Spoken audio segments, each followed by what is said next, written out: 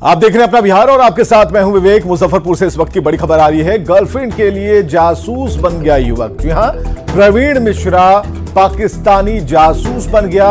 ISIS agent ने trap में फंसाया, सोशल मीडिया के जरिए ट्रैप में फंसाया और सीआईडी गुजरात की टीम ने इसे गिरफ्तार किया, जिसका नाम प्रवीण मिश्रा बताया जा रहा है। प्रवीण मिश्रा को भरूच से गिरफ्तार कर लिया गया। आर्मी इंटेलिजेंस की सूचना पर यह कार्रवाई की गई है। गुजरात पुलिस की टीम मुजफ्फरपुर पहुंची और गिरफ्तार किया। स्थानीय पुलिस के साथ छानबीन अभी भी जारी है। यह बड़ी खबर हम आपको बता रहे हैं मुजफ्फरपुर से। प्रवीण मिश्रा बना पाकिस्तानी जासूस और इस वक्त जो बड़ी खबर है कि आर्मी इंटेलिजेंस की सूचना मिली थी, जिस पर यह कार्रवाई हुई और गुजरात पुलिस की टीम मुजफ्फरपुर पहुंची है। जांच लगातार जारी है। तो संदिग्ध मोहम्मद अली गिरफ्तार किया गया है। मुजफ्फरपुर से यह भी खबर आ रही है, पाकिस्तानी संगठन से इसके तार जुड़े हुए हैं। सूरत की स्पेशल ब्रांच टीम ने इसे धर दबोचा है। चक अब्दुल्ला गांव से गिरफ्तारी हुई है। कई नेताओं को धमकाने का इसके ऊपर आरोप है। जान से मारने की धमकी देने का भी आरोप है। नुपुर शर्मा, उमेश्वर राणा को इसने धमकी दी थी। मुजफ्फरपुर कोर्ट में इसकी पेशी हुई। सूरत ले जाने की तैयारी कर रही है पुलिस। और प्रियांक सौरभ हमारे साथ फोन लाइन पर हमारे संवाददाता मौजूद हैं। प्रियांक, जो स्थिति है उसमें चीजें अब क्लियर होती जा रही हैं। कैसे एक प्रेमी जासूस बनता है, कैसे वो कनेक्ट होता है और कैसे उसे पुलिस ट्रेस कर पाती है। दूसरी खबर ये आती है सामने कि यहां भी एक ऐसा संदिग्ध पकड़ा जाता है। कई मामलों में उसकी तलाश थी। तो मुजफ्फरपुर क्या सेफ जोन बन गया इनके लिए? जी बिल्कुल, कहीं ना कहीं बीते कुछ महीनों में अगर पिछले दिनों की तस्वीर अगर याद करें, जब एनआईए के छापे पड़े हैं, तो जब भी इस तरह की छापेमारी हुई है तो मुजफ्फरपुर जरूर सेंटर बन के रहा है। मुजफ्फरपुर से भी ऐसी छापेमारी जो है होती रही है। तो ऐसे में जो आतंकी मॉड्यूल है, आतंकी मॉड्यूल को लेकर चर्चा जब भी होती है तो मुजफ्फरपुर का तार जरूर जुड़ जाता है। ऐसे में जो बड़ा मामला है, जो अभी जो आज एक संदिग्ध पकड़ा गया है, मोहम्मद अली नामक संदिग्ध जो है वह सकरा थाना क्षेत्र अब्दुल्ला गांव से पकड़ा गया है। उसके मामा के घर से उसकी गिरफ्तारी की गई है और सूरत की स्पेशल ब्रांच की टीम पहुंची थी और फिलहाल मुजफ्फरपुर कोर्ट में उसकी पेशी हुई है। उसके बाद उसे सूरत ले जाने की तैयारी भी की जा रही है। तब देखने वाली बात होगी कि और क्या कुछ इसमें खुलासे होते हैं, क्योंकि पाकिस्तानी संगठन से संपर्क होने की बात कही जा रही है। लगातार चैट भी कर रहा था और लगातार इसके पीछे टीम जो है वह लगी हुई थी और आज मुजफ्फरपुर से उसकी गिरफ्तारी फिलहाल की गई है। बहुत बहुत शुक्रिया प्रियांक तमाम जानकारियों के लिए।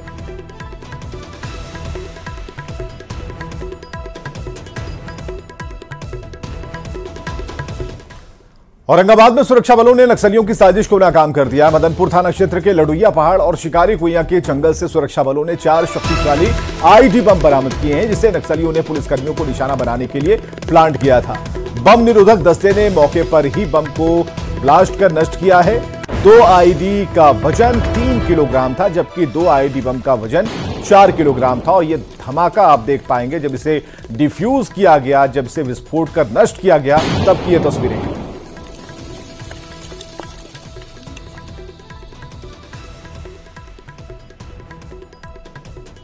वहां से 2 आईडी बरामद हुआ। उसी सीटू पॉइंट के 85 मीटर के अंदर ही एक दूसरा आईडी बरामद हुआ। दोनों आईडी प्रेशर आईडी था, एक 3 kg का, एक 4 kg का। फिर उससे एक हमारा C4 पॉइंट पे भी एक आईडी बरामद हुआ एंड C7 और C8 जो हम लोग चिन्हित करते हैं उस पॉइंट पे भी एक आईडी बरामद हुआ। अगेन ये 3 kg और 4 kg का था। जो लास्ट आईडी बरामद हुआ वो लगभग हमारा जो FOB है वहाँ से 202 किलोमीटर 600 मीटर यानी लगभग 2.5 किलोमीटर की दूरी पे था।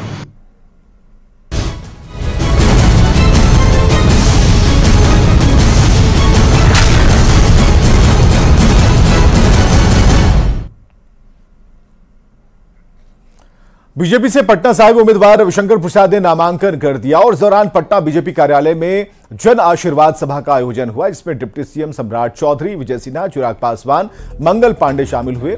और इस दौरान सभी नेताओं ने इंडिया गठबंधन के नेताओं और लालू प्रसाद पर निशाना साधा।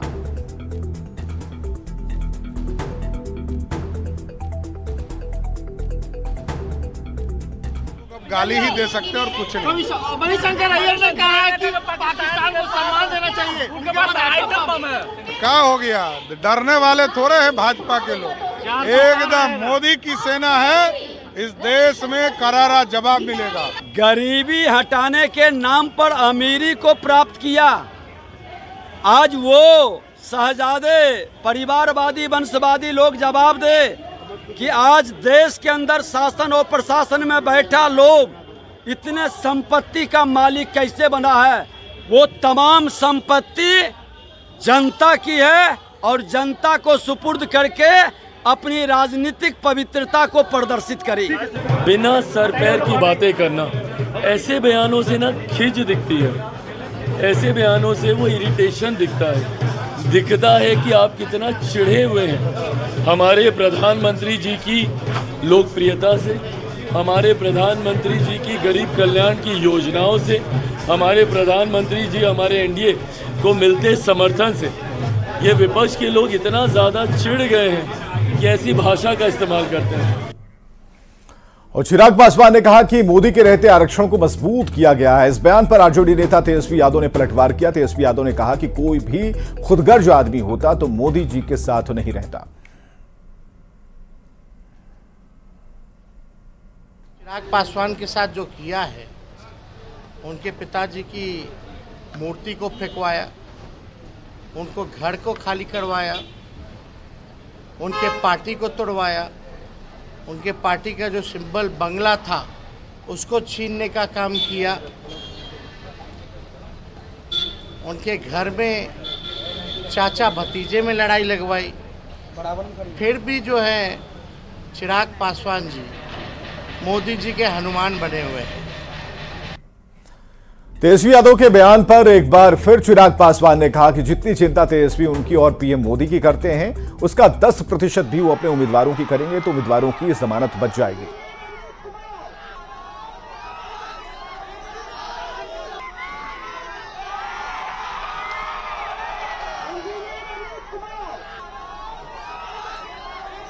बोलते हैं कि जितनी चिंता वो हमारे प्रधानमंत्री की करते हैं, उसकी 10% चिंता भी इन्होंने अपने प्रत्याशियों की और अपने प्रदेश की होती तो इनके काल को जंगल राज के नाम से नहीं जाना जाता। आज भी अगर अपने प्रत्याशियों की चिंता कर लेंगे तो संभवतः वो अपनी जमानत तो कम से कम बचा पाएंगे।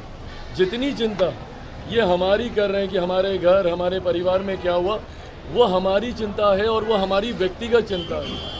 ना उसका मेरे परिवार से ना उसका इनसे कुछ लेना देना है, ना मेरे प्रदेश से कुछ लेना देना। पूर्व सीएम जीतन राम मांझी ने तेजस्वी के पीएम के ऊपर दिए बयान पर पलटवार किया। मांझी ने कहा कि चिराग पासवान नरेंद्र मोदी के हनुमान हैं, बहुत ठीक से प्रचार कर रहे हैं, वो एनडीए की जीत के बहुत बड़े फैक्टर हैं। नहीं लगाए हैं, चिराग पासवान अपने को कहे हैं नरेंद्र मोदी के हनुमान हैं और बहुत ठीक से कंपेनिंग कर रहे हैं। एनडीए की जीत मतलब हम समझाते हैं। और डिप्टी सीएम विजय सिन्हा ने तेजस्वी पर पलटवार किया। डिप्टी सीएम ने कहा कि ये सब अपने परिवार और अपना हित को साधने के लिए जनता को भरमाते हैं, अपना एजेंडा तय करते हैं।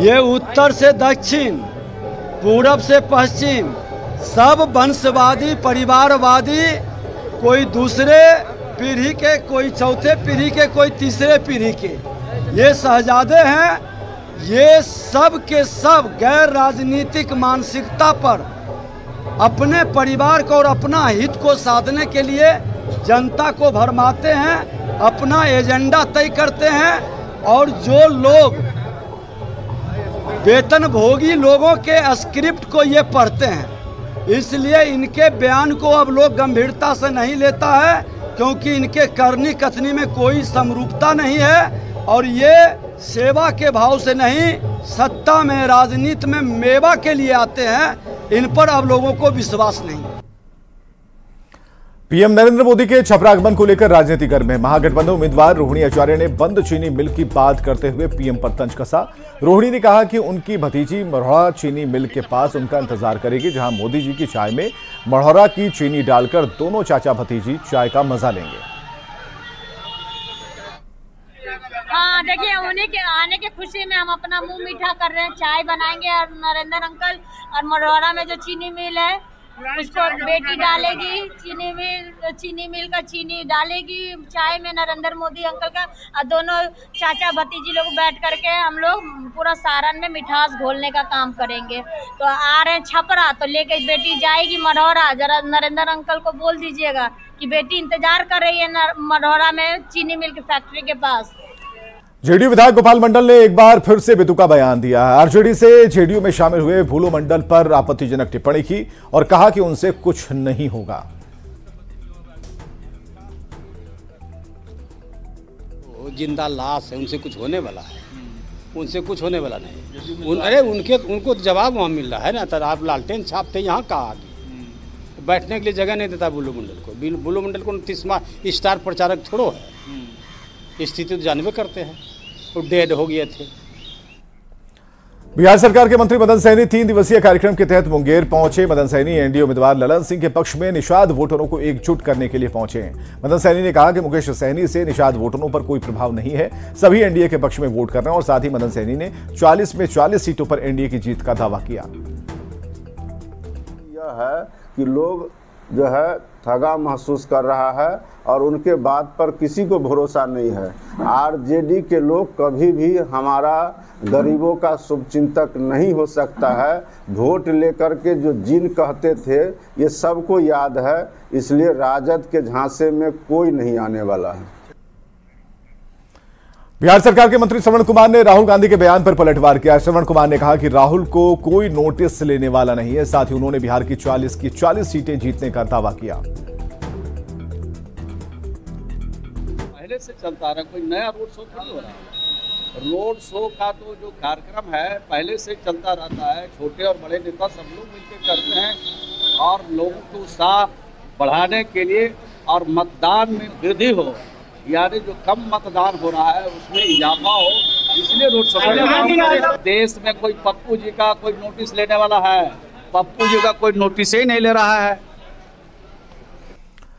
बीजेपी प्रवक्ता जयराम विप्लव ने भी मणिशंकर अय्यर के बयान पर पलटवार किया। जयराम विप्लव ने कहा कि मणिशंकर अय्यर कांग्रेस की उस विचारधारा को दर्शाते हैं जो पाकिस्तान परस्ती को आगे बढ़ाता है।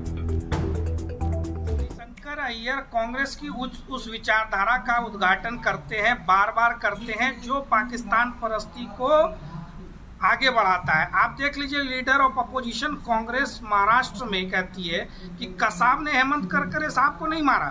फिर शशि थरूर जी का बयान आता है और अब पाकिस्तान के पास एटम बम है इसलिए पाकिस्तान का सम्मान करो, ये ज्ञान मणिशंकर अय्यर दे रहे हैं। ये वही मणिशंकर अय्यर हैं जो पाकिस्तान गए थे नरेंद्र मोदी जी को सत्ता से हटाने के लिए पाकिस्तानियों की मदद मांगने। पाकिस्तान परस्ती मणिशंकर अय्यर और कांग्रेस के खून में है। और यहां रुकेंगे ब्रेक के लिए।